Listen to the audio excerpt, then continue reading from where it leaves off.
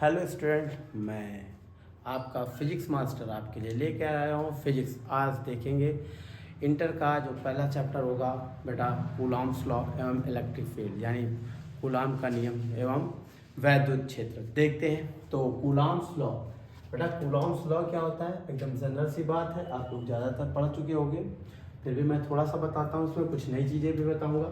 जैसे एक चार्ज है Q1 और चार्ज क्या है Q2, placed at a distance small r। अगर ये बेटा चार्ज स्मॉल r डिस्टेंस पर प्लेस्ड है तो इस कंडीशन पर कूलॉम्स ने बोला था कि जो फोर्स लगेगा इन दोनों के बीच, अट्रैक्शन या रिपल्सन, जो वैद्युत बल होगा, आकर्षण बल या प्रतिकर्षण बल, दोनों बलों के गुणनफल के अनुक्रमानुपाती, यानी कि directly proportional of product of charge and inversely proportional to the square of distance between them. इन दोनों के स्क्वायर के व्युत्क्रमानुपाती, यानी कि इनवर्सली प्रोपोर्शनल होगा स्क्वायर के। यहाँ से बेटा डिस्टेंस ये गिवन है। अगर बेटा बात की जाए और इसकी फोर्स की, तो फोर्स एक क्या है बेटा, सदिश राशि है, वेक्टर क्वांटिटी है। तो ये क्या करेगा, लाई बिटवीन देम, इन दोनों के डायरेक्शन, इन दोनों चार्ज को जो ज्वाइन कर रही है लाइन, उस लाइन पर लाई होगा, दोनों को मिलाने वाली रेखा पर होगा फोर्स। देखेंगे तो फोर्स F इज इक्वल बेटा Q1 Q2 upon R square. ये बेटा फॉर्मूला आ जाएगा। इसके बाद बेटा फॉर्मूला F इज इक्वल क्या होता है, यहाँ पर कांस्टेंट आ जाएगा 1/4 pi epsilon not Q1 Q2 upon R square. बेटा ये आप लोगों ने जनरल सा पढ़ा होगा, ठीक है। ये एप्सिलॉन नॉट परमिटिविटी है, यानी कि वैद्युतशीलता। ये क्या है बेटा, वैद्युतशीलता है। ये नॉट, इस कंडीशन पे जब नॉट लगता है तो ये इस पे फ्री स्पेस की या वायु अथवा निर्वात की वैद्युतशीलता को दर्शाता है, ठीक है। अब एक बात मैं तुमको बताना चाहूंगा, यह बेटा फोर्स ऐसे लगा हुआ है, इसकी वैल्यू ये F है। अगर बात की जाए ये फोर्स की, ऐसी बात कर रहा हूं जैसे चार्ज ये रखा हो बेटा 10 माइक्रो कूलम्स, और ये डिस्टेंस, सम डिस्टेंस पर ये प्लेस्ड है, स्मॉल r डिस्टेंस कंसीडर करता हूं, और यहाँ पर बेटा लगा हुआ है 20 न्यूटन कूलम। यहाँ पर कितना है, 20 माइक्रो कूलम, न्यूटन नहीं माइक्रो कूलम्स। ये चार्ज डिस्टेंस स्मॉल r पर प्लेस्ड है। तो अगर बेटा क्वेश्चन एक पूछा जा रहा है, मैं एक क्वेश्चन बोला, बड़ा प्यारा सा क्वेश्चन है, ध्यान देंगे। क्वेश्चन क्या है कि ये बेटा फोर्स जो 10 माइक्रो कूलम है, ये फोर्स अप्लाई करता है इस पर कितना, सपोज दैट यहाँ पर अप्लाई कर रहा है 10 न्यूटन। अगर बेटा 10 न्यूटन का फोर्स ये 10 वाला 20 पर लगा रहा है, 10 माइक्रोकूलम किस पर लगा रहा है, 20 पर, कितना न्यूटन, 20 न्यूटन। तो क्वेश्चन ये पूछा जाता है कि ये 20 माइक्रोकूलम जो है चार्ज, ये किस पर, इस पर कितना फोर्स अप्लाई करेगा, किस पर, 10 माइक्रोकूलम। तो मोस्ट ऑफ बच्चे कहेंगे भाई 10 है तो यहाँ पर ये, अगर ये 10 है तो 10 अप्लाई कर रहा है, वो 20 होगा तो इस पर 20 अप्लाई करेगा, बट दिस इज रॉन्ग। ये बेटा क्या होगा, आप ये दोनों के दोनों रुके हुए हैं, दोनों के दोनों प्लेस्ड है। अगर किसी बॉडी को आप खींचो, आप किसी बॉडी को खींच रहे हो और बॉडी क्या है वहीं पर स्टेबल है, तो आप अगर जो 10 न्यूटन का फोर्स लगाओगे तो बॉडी भी 10 न्यूटन का लगाएगी, तभी दोनों के दोनों क्या रहोगे, एक ही पोजीशन पर बने रहोगे। लाइक ऐसे भी बात करूं, जैसे एक पहाड़ है, मैं चला उसको धक्का देने, और जैसे ही मैं धक्का दूंगा, अब मैं मान लो मैं पहाड़ पे बल लगाऊंगा, तो मान लो मैंने अप्लाई किया उस पर 10 न्यूटन का फोर्स। अब मैं उस पर 10 न्यूटन का फोर्स लगा रहा हूं, अब चूंकि पहाड़ बहुत बड़ा है तो क्या वो उस पर 100 न्यूटन का फोर्स लगाएगा? ऐसा नहीं होगा, क्योंकि अगर वो 100 न्यूटन का लगाता तो वो पहाड़ मेरे ऊपर चढ़ जाता, जबकि ऐसा नहीं होता है। तो उस कंडीशन पर जब मैं 10 न्यूटन का फोर्स उस पर लगाऊं तो पहाड़ भी मेरे ऊपर कितने का, 10 न्यूटन का फोर्स लगाएगा। सेम यहाँ पर भी बात हो रही है, तो अगर ये 10 न्यूटन का फोर्स इस पर अप्लाई करेगा तो ये भी बेटा 10 न्यूटन का ही फोर्स अप्लाई करेगा, बट अपोजिट डायरेक्शन पर। आई होप समझ गए होगे ये बात। ये बेटा छोटी सी बात हो गई फोर्स के लिए लेकर। और अगर यही बात की जाए, एक क्वेश्चन ऐसी टाइप का और होता है कि अगर ये बेटा ये फ्री स्पेस की बात है, यानी यहाँ पर बात की जा रही है जब वैक्यूम या एयर की बात हो, अगर यहाँ पर एयर नहीं होता है, क्या नहीं होता है, एयर, मीडियम में रखे हैं, अगर जो बेटा ये दोनों क्या रखे, charge placed in medium, medium यानी माध्यम में रखा हूँ, जिसका बेटा डाइलेक्ट्रिक कांस्टेंट यानी परावैद्युतांक के है, अगर माध्यम का परावैद्युतांक क्या है, के, तो उस कंडीशन पर फोर्स बेटा हो जाएगा F बराबर 1/4 पाई एप्सिलॉन नॉट के, वहां पर साथ में बेटा हम लोग के भी अप्लाई कर देते हैं और ये हो जाएगा Q1 Q2 by R square, Q1 Q2 by R square. आई ये भी बात समझ में आ रही होगी। अगर इसका बेटा कंपेयर करो, आप इस फार्मूले को आप कंपेयर करेंगे तो आप कंपेयर से पाएंगे बेटा कि ये अगर मैंने इसको एफ डैश कंसीडर कर लिया, ये अगर एफ डैश है और ये एफ है, तो एफ डैश और एफ में रिलेशन क्या आएगा, रिलेशन आप देख पा रहे हो, अपॉन में बेटा के है तो ये हो जाएगा एफ अपॉन के। मतलब आप समझ में आई बात, मतलब आपको बात समझ में आई।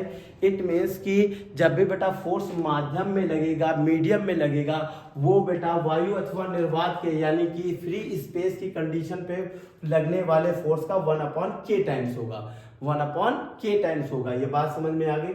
अगर बेटा ये बात एकदम समझ में सबको आ गई होगी, ठीक है। अब एक तरीके से और मैं एक क्वेश्चन इसकी बताने की कोशिश करूंगा, देखेंगे। एक बहुत प्यारा सा क्वेश्चन है जो कई बार पूछा जाता है बोर्ड एग्जाम में, आप समझेंगे इसको कूलॉम्स लॉ को लेकर। एक बेटा ये है स्क्वायर, ये बेटा क्या है, एक स्क्वायर है, ठीक है, ये एक स्क्वायर है। स्क्वायर का बेटा रेडियस आप स्क्वायर की सिर्फ साइड है, स्क्वायर की साइड बेटा है स्मॉल ए, ये है बेटा small A side, every side because square है, स्क्वायर में सभी साइडें क्या होती है बेटा, बराबर होती है। तो यहाँ पर बेटा ये ए पॉइंट, ये बी पॉइंट, सी देन डी। अब क्वेश्चन क्या होता है बेटा, मोस्ट ऑफ क्वेश्चन में सभी जगह बेटा हर पॉइंट पर plus Q charge placed, plus Q charge placed है हर पॉइंट पर। अब आपसे क्वेश्चन पूछा गया है कि आप बताएं अगर जो डी वाले बेटा, अब आप ये समझ पा रहे हो, ये चार्ज लगा है, ये चार्ज है, ये चार्ज है, सभी चार्ज रखे हुए हैं। कूलॉम्स ने यही बात बताई थी कि अगर जो कोई दो चार्ज हैं, टू चार्ज प्लेस्ड है, तो उनके बीच बेटा रिपल्सन और अट्रैक्शन का फोर्स लगेगा। अच्छा, ये फोर्स जो लगेगा वो क्या होगा, प्रोडक्ट के जो प्रोडक्ट होगा उसके डायरेक्टली प्रोपोर्शनल और डिस्टेंस के स्क्वायर के इनवर्सली प्रोपोर्शनल होगा। तो भाई साहब यहाँ पर डी जो है, डी पर जो चार्ज प्लेस्ड है प्लस क्यू, इस पर ये भी फोर्स अप्लाई करेगा, ये वाला भी अप्लाई करेगा, ये वाला। क्वेश्चन यही है कि बेटा डी जो है मेरे पास डी है, तो डी पर कितना फोर्स आएगा, आपको फाइंड करना है total force at point D. आपको डी पर टोटल फोर्स फाइंड करना है, इलेक्ट्रिक फोर्स अप्लाई होगा। मोस्ट इंपॉर्टेंट क्वेश्चन है, देखेंगे। तो बेटा यहाँ से आप देख पा रहे हो सभी पॉजिटिव चार्ज है, तो पॉजिटिव चार्ज बेटा क्या रिपल्सन करेगा, तो यहाँ पर ए वाला फोर्स अप्लाई लगाएगा इधर की ओर बेटा, ये हो जाएगा एफ ए डी, ए ने लगाया है डी पर तो एफ ए डी इसको कंसीडर कर लिया, सी वाला इधर लगाएगा तो ये हो गया एफ सी डी। देन बेटा बी वाला भी तो अप्लाई करेगा, तो बी वाला अप्लाई कर रहा है तो इसे क्या कहेंगे एफ ये हो गया बेटा बी डी। यानी कि अगर हम बात करें डी पर, तो हम देख पा रहे हैं डी पर 3 फोर्स अप्लाई हो रहे हैं, डी पर बेटा 3 फोर्स अप्लाई हो रहे हैं, F C D, F A D और एफ बी डी, ठीक है। अब बात हो रही यहाँ पर कि फोर्स का पूरा रिजल्टेंट क्या होगा। तो बेटा रिजल्टेंट के लिए देखो, किसी भी पॉइंट पे अगर फोर्स लगेगा, बिकॉज फोर्स एक वेक्टर क्वांटिटी है, तो वहां पर किसी भी पॉइंट पे अगर फोर्स अप्लाई हो रहे हैं तो कभी ऐसा नहीं होगा कि अलग अलग 3 फोर्स या 4 फोर्स लग गए हों, उसका एक रिजल्टेंट निकलेगा। अगर जो साथ में है एक डायरेक्शन में, अगर सपोज दैट एक ही डायरेक्शन में लग रहा है, जैसे सपोज दैट मैं बात कर रहा हूँ ए वेक्टर ये डायरेक्शन पे है और उसी डायरेक्शन पे बेटा F1 और F2 दोनों सेम डायरेक्शन पे, तो रिजल्टेंट जो हमारा आएगा, रिजल्टेंट बेटा हो जाएगा जो रिजल्टेंट फोर्स होगा, रिजल्टेंट फोर्स वो हो जाएगा F is equal F1 plus F2। ये वेक्टर क्वांटिटी फोर्स हो या कोई भी वेक्टर क्वांटिटी हो, उस कंडीशन पर बेटा होगा रिजल्टेंट फोर्स। अगर बेटा F1 अपोजिट अप्लाई हो रहा हो, F1 और F2 अपोजिट अप्लाई हो रहे हो, तो बेटा रिजल्टेंट जो फोर्स होगा वो क्या होगा, F1 डिफरेंस F2, ये तो आप लोग समझ ही गए होंगे, ये तो जानते भी होंगे आप F1 F2, बट थर्ड जो केस है वो समझने की बात है। अगर बेटा F1 और F2 फोर्स वर्क कर रहे हैं किसी एंगल पर, सपोज दैट एंगल बिटवीन क्या है, थीटा।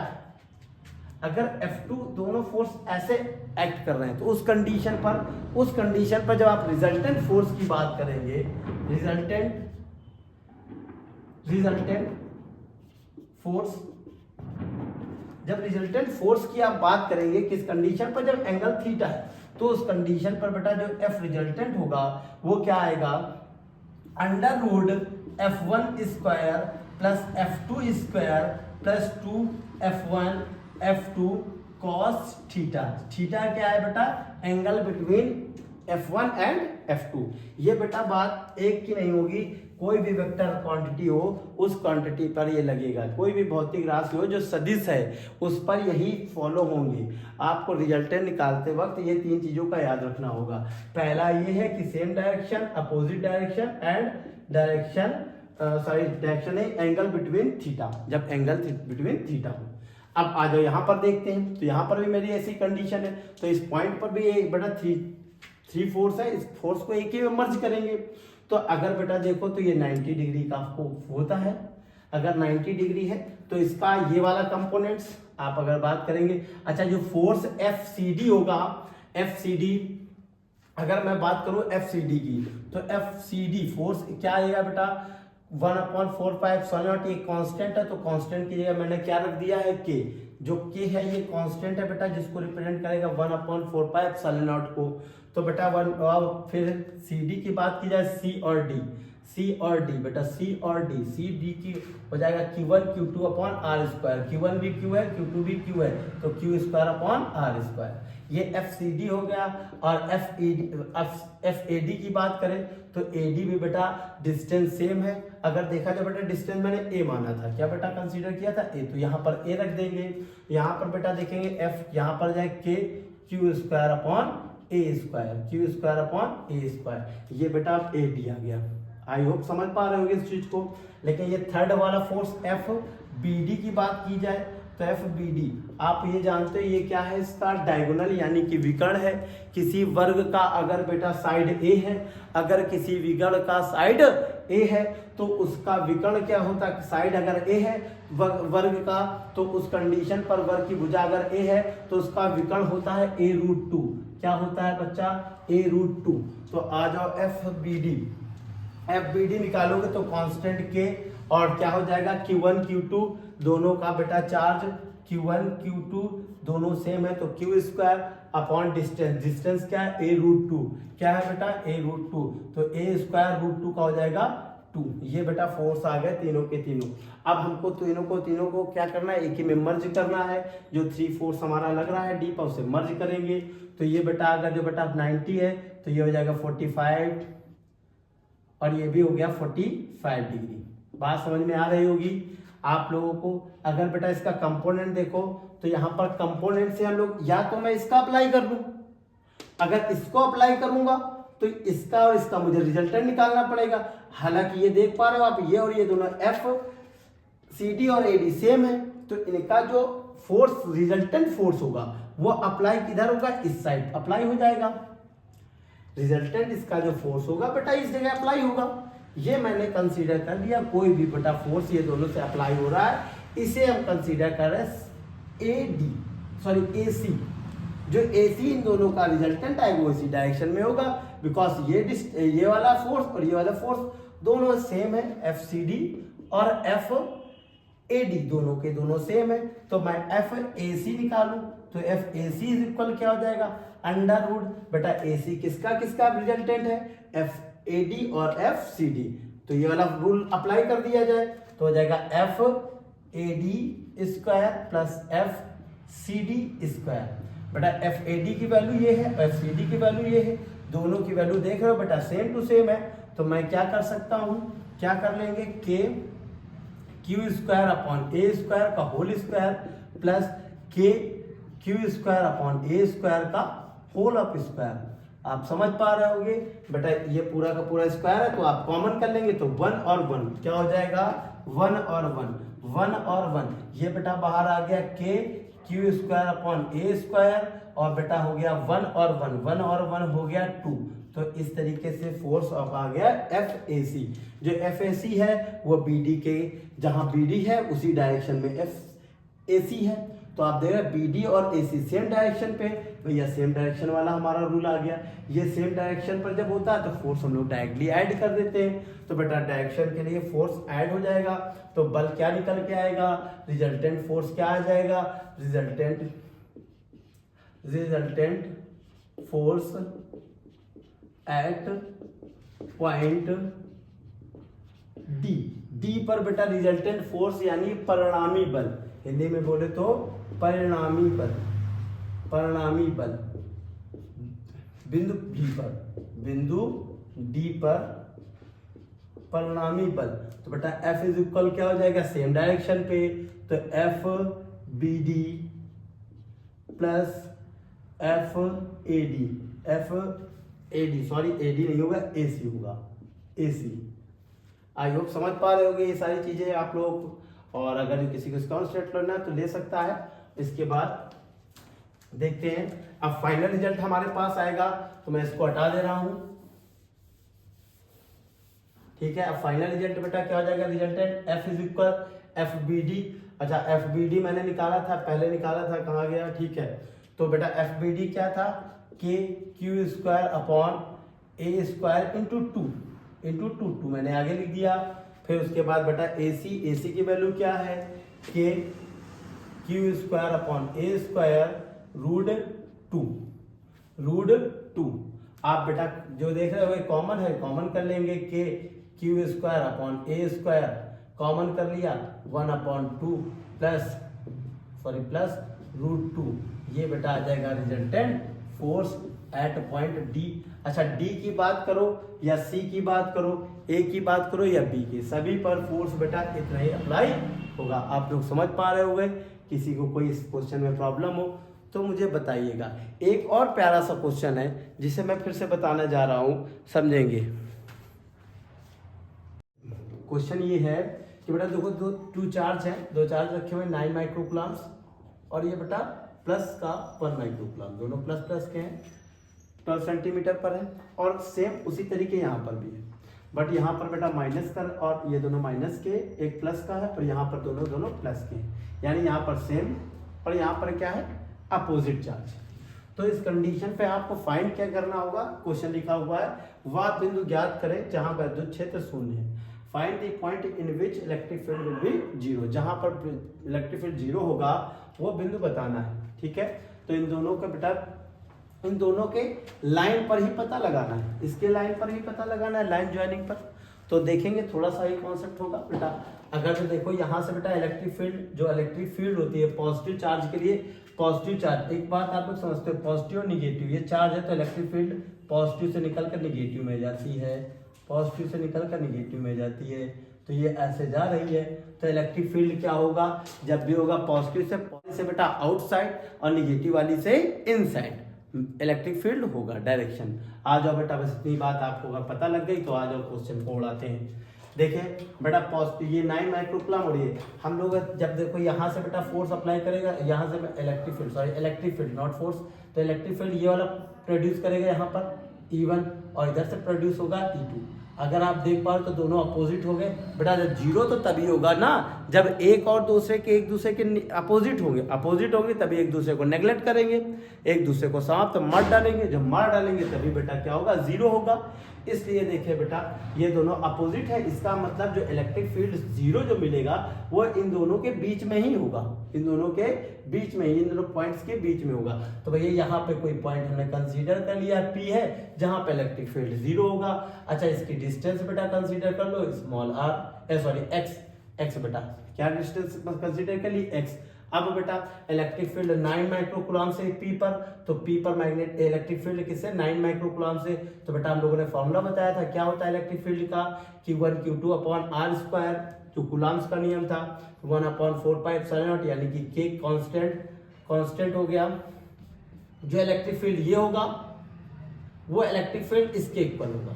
अगर इक्वल होगा तभी इलेक्ट्रिक फील्ड क्या हो जाएगा बेटा, जीरो होगा। जिस पॉइंट पर इलेक्ट्रिक फील्ड दोनों सेम होंगे उसी पॉइंट पर इलेक्ट्रिक फील्ड, जिस समय जीरो होंगे उसी पॉइंट पर इलेक्ट्रिक फील्ड जीरो मिलेगा। तो E1 बेटा इसकी वजह से, तो K क्या हो जाएगा, K, फिर उसके बाद Q1 Q2 sorry electric field की बात की गई, सॉरी इलेक्ट्रिक फील्ड बेटा होता है E is equal 1/4 pi epsilon not Q by R square, या बेटा E is equal K Q upon R square. यहाँ पर बात की जाए इलेक्ट्रिक फील्ड की, ये बेटा कांस्टेंट कंसीडर कर लिया, तो यहाँ हो जाएगा Q बेटा क्या है 9 माइक्रोकूलम, माइक्रो 10⁻⁻⁶ अपॉन डिस्टेंस बेटा क्या हो गई x इज इक्वल, यहाँ से डिस्टेंस की बात करोगे तो यहाँ से बेटा 12 है, तो यहाँ पर हो जाएगा कितना बेटा 12 माइनस एक्स, यहाँ पर क्या हो जाएगा 12 माइनस एक्स, तो आ जाएगा Q और 1 माइक्रोकूलम तो 1 × 10⁻⁶ माइक्रो मतलब 10⁻⁻⁶, और अपॉन में बेटा डिस्टेंस, यहाँ पर बेटा स्क्वायर यहाँ पे लगा देंगे क्योंकि स्क्वायर होता है, तो यहाँ से स्क्वायर हो जाएगा 12 माइनस एक्स का होल ऑफ स्क्वायर, के से के उड़ गया, इससे ये उड़ गया। आ जाओ बेटा बचा क्या है 9 और इधर क्या बचा है 1, तो बेटा 9/x square is equal 1/12 minus x. बेटा स्क्वायर रूट ले लो, क्या ले लो स्क्वायर रूट, जैसे स्क्वायर रूट लोगे तो क्या हो जाएगा बेटा 3/x, इधर क्या जाए 1/12 minus x, 3/x 12 minus x, बेटा इधर मल्टीप्लाई करा लोगे आप, कराओगे तो 36 और minus 3x is equal x, बेटा हो गया 4x, क्या हो जाएगा 4x इज इक्वल 36, बेटा कट कर दिया तो x की वैल्यू क्या आ जाएगी, x की वैल्यू क्या आ जाएगी, x की वैल्यू आ जाएगी 9 चौको 36, 9 सेंटीमीटर, 9 सेंटीमीटर, 9 माइक्रोकूलम से 9 सेंटीमीटर पर इलेक्ट्रिक फील्ड शून्य होगी। आपको बात समझ में आ गया होगा, जीरो होगी। कैसे, किसी को प्रॉब्लम हो तो बताइएगा। अब आ जाइए पॉजिटिव के लिए और नेगेटिव की बात की जाए।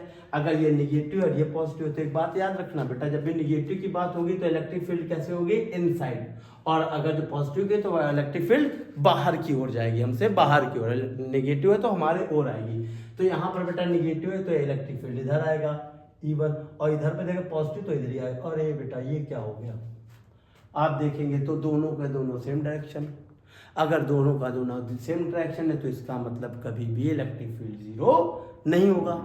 अच्छा बिटवीन में नहीं होगा, सर बाहर देखता हूँ तो बाहर पर इधर से इसके साइड पर इधर देखोगे तो इस पॉइंट पे आ जाओ तो इस पर तो इलेक्ट्रिक फील्ड किधर लगेगा, इनसाइड, तो E1 इधर हो गया। अब इसकी जब वजह से जो लगेगा वो अपोजिट साइड लगेगा यानी E2। हाँ बेटा जी, इधर देखेंगे तो अपोजिट आ गया, क्या आ गया अपोजिट। अच्छा अपोजिट इधर भी होगा तो क्या सर इधर नहीं होगा, यहाँ पर भी देखते हैं, इससे बेटा कहाँ होगा आउटसाइड, और इससे देखोगे तो यहाँ पर आ जाएगा इनसाइड। यहाँ अगर इसकी बात की जाए, इससे बेटा जो 9 वाले से रिप्रेजेंट हो रहा है वो कैसा हो रहा है 1 और इसके कारण 2, ठीक है। तो यहाँ पर मेरे को 2 पॉइंट मिले, 2 ऐसी जगह मिली है जहां पर बेटा इलेक्ट्रिक फील्ड आपको अपोजिट दिख रही होगी, यहाँ और यहाँ। अब प्रॉब्लम ये है कि मैं इस साइड वाला लूँ पॉइंट की उस साइड वाला लूँ, तो आप ये बात समझिए बेटा, जिस साइड में चार्ज की वैल्यू कम होगी, जिस साइड में चार्ज की वैल्यू कम होगी हमेशा पॉइंट उधरी की ओर कंसीडर करेंगे। मतलब ये वाला आप भूल जाए, केवल उधर वाले पे चलते हैं, क्योंकि यहाँ पे 9 है और वहां पर क्या है 1, 9 है और वहां पर क्या है 1। तो बेटा मैं इधर वाला ये सब चीजें हटा देता हूँ, ये ठीक है, ये सब E2 E1 सब हटा दिया, ये हमारा फिर से पूरा अपना फाइनल बन रहा है। यहाँ पर बेटा हमें मान कंसीडर कर लेते हैं, मान लेते हैं कि इस पॉइंट पर इलेक्ट्रिक फील्ड क्या हो जाएगा 0 हो जाएगा। ये डिस्टेंस फिर से वही x और यहाँ P है, तो इसके कारण इलेक्ट्रिक फील्ड बेटा इधर की ओर होगी E1, और इससे जो होगी वो E2, फिर वही E1 is equal E2, E1 is equal E2, E1 is equal E2। जब अपोजिट होगा तभी इलेक्ट्रिक फील्ड 0 होगा। तो E1 की बेटा वैल्यू क्या हो जाएगी, E1 की बात करें यहाँ पर बेटा पॉइंट P पर बात की गई है, यहाँ पे पॉइंट P पर बात की जाएगी इलेक्ट्रिक फील्ड, सॉरी यहाँ पर P पॉइंट है, इलेक्ट्रिक फील्ड ये E2, तो यहाँ P की बात की गई, इस पॉइंट P पर बात की जा रही है, तो ये डिस्टेंस बेटा यहाँ से x ही है। तो यहाँ पर बेटा P की E1 की बात करें तो E1 किसकी वजह से आया है 9 की वजह से, किसके वजह से 9 की वजह से। तो 9 के लिए डिस्टेंस क्या हो जाएगी बेटा K, पहले तो चार्ज रखो Q1 Q upon R square, Q क्या है 9 अपॉन R स्क्वायर, मतलब यहाँ से लेकर यहाँ तक की डिस्टेंस, तो 12 प्लस x का whole of square, is equal, micro है तो 10⁻⁶। वैसे माइक्रो में 10⁻⁶ लगा भी सकते हो, नहीं क्योंकि दोनों तरफ माइक्रो है, कट जाना ही है। तो बेटा इधर k और यहाँ हो जाएगा 1 × 10⁻⁶। बस आपको बताने के लिए मैं लगा रहा हूँ, ऐसे कोई नीड नहीं है लगाने की। और अपॉन में बेटा यहाँ पर क्या आ जाएगा डिस्टेंस, तो यहाँ से डिस्टेंस यहाँ की बेटा डिस्टेंस क्या है x, तो यहाँ हो जाएगा x²। इससे ये मर गया, k से k मर गया बेटा, फिर से वही हो गया 9/12 प्लस x का whole of square is equal 1/x²। फिर बेटा स्क्वायर रूट ले लो, square root, take square root in both sides, जैसे लोगे तो बेटा 3/12 plus x is equal 1/x। Multiply करा ले, इस साइड थोड़ा सा मैं कर ले रहा हूँ, इसका मल्टीप्लाई इधर कराओगे तो 3x, इधर कराओगे तो बेटा हो जाएगा 12 प्लस x। ओके, यहाँ से बेटा, और इसके बाद बेटा क्या करते हैं, ये हो जाएगा 3x plus 12 is equal x। फिर बेटा ये x आके इधर क्या हो जाएगा, सब्ट्रैक्ट हो जाएगा, तो x सब्ट्रैक्ट हो जाएगा, कितना हो गया 2x इज इक्वल 12। बेटा 2 से कट गया, 2 से क्या हो गया, कट गया, कितना आ गया 6 सेंटीमीटर। अब आप बात समझ पा रहे होंगे। तो बेटा 1 माइक्रो कूलम से अगर 6 सेंटीमीटर आप जाएंगे तो उस कंडीशन पर इलेक्ट्रिक फील्ड बेटा क्या मिलेगी हमको, विल बी 0। वैद्युत क्षेत्र बेटा हमें क्या मिल जाएगा, 0। आई होप समझ गए होंगे।